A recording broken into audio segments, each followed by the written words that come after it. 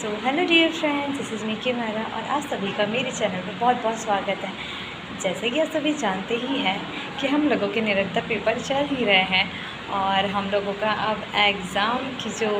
हम लोग merit list का वेट कर रहे हैं वो भी बहुत हमारे करीब है और हम लोग उसका बहुत बेसब्री से इंतज़ार कर रहे हैं। लेकिन इन सभी बातों के बीच में एक बात ये भी बहुत महत्वपूर्ण है कि जो एग्ज़ाम का पैटर्न जिस तरीके से आ रहा है और जो हम लोगों का क्या क्या कहना है, जिन लोगों का एग्ज़ाम नहीं हुआ है वो लोग भी, बहुत से लोग जानने के लिए उत्सुक होंगे कि एग्ज़ाम पेपर आ तो रहा है, अच्छा आ रहा है,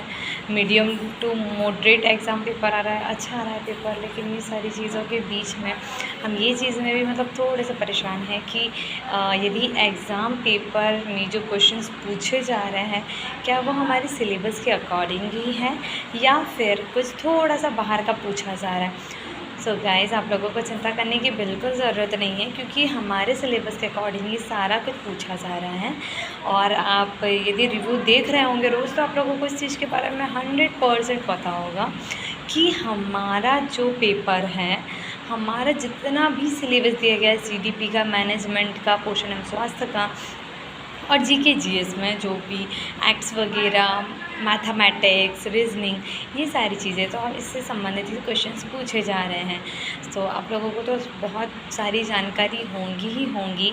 लेकिन मैं इस वीडियो के माध्यम से आप लोगों को और थोड़ा शॉर्टली ये इन्फॉर्मेशन देने की बस कोशिश करते रहती हूँ कि आप लोगों को ज़्यादा से ज़्यादा बिना किसी उसके बिना किसी टेंशन के आप लोग अच्छे से एग्ज़ाम को फाइट करें, अच्छे से अपनी समझ के आधार पर एग्ज़ाम्स को, क्वेश्चंस को सॉल्व करें। और ये सारी चीज़ें मेरे दिमाग में चलती है, सो मैं आप लोगों से शेयर कर लेती हूँ।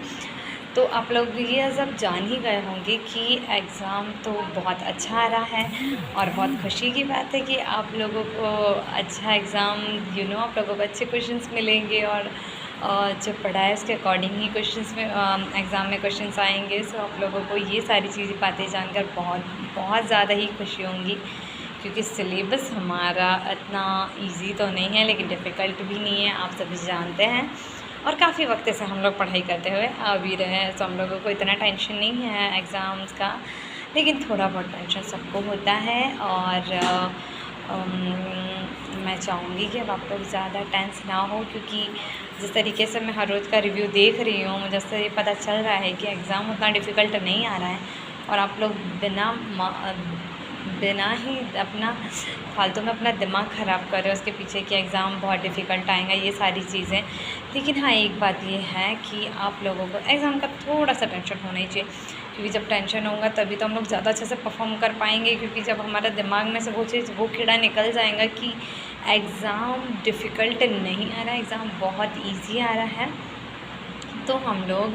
अच्छे से क्वेश्चंस को डील कर पाएंगे और हम लोग अच्छा एग्ज़ाम में परफॉर्म करके आएंगे। तो ये सारी चीज़ें बहुत महत्वपूर्ण हैं आपके लिए।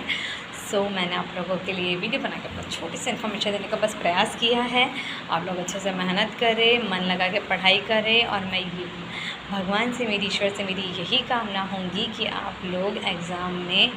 अपने दिमाग का ज़्यादा से ज़्यादा उपयोग कर सके और अच्छे से समझ पर आधारित और सभी प्रश्नों को अच्छे से सॉल्व कर सके और